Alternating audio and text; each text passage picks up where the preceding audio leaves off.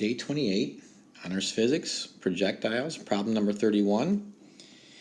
Here's a good one. You have a shot putter. It's my excellent drawing of a shot putter right here. Here's the shot put. Launched or thrown at an angle of 30 degrees at a speed of 14 meters per second. So it follows this path. Here's my diagram. I'm delineating point A, my launch, my release point.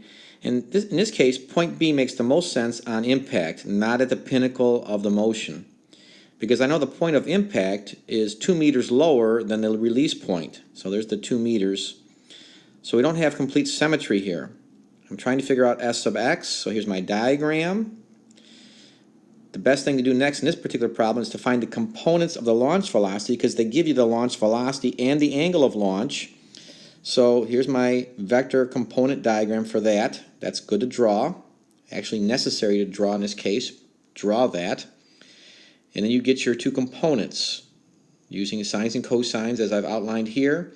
You could actually take the shortcuts for 30, 60, 90s if you're good with the shortcuts for 30, 60, 90 triangles to figure out these two components. So you'll have numerical values here for the horizontal velocity, that'll be constant, and the initial launch velocity v sub y.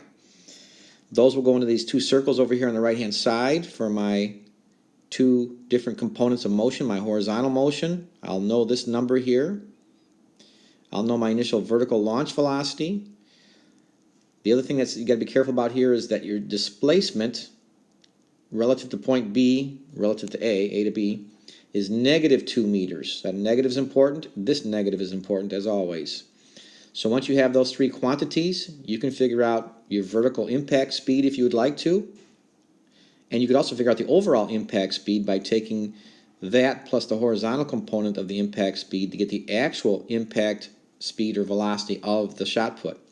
But bottom line here is you're trying to get the time, so you use the uniform acceleration equations to figure out the time that it takes for the shot put to get to point B, plug that in over here for t, and then use v equals s over t to figure out the total horizontal displacement of the shot put.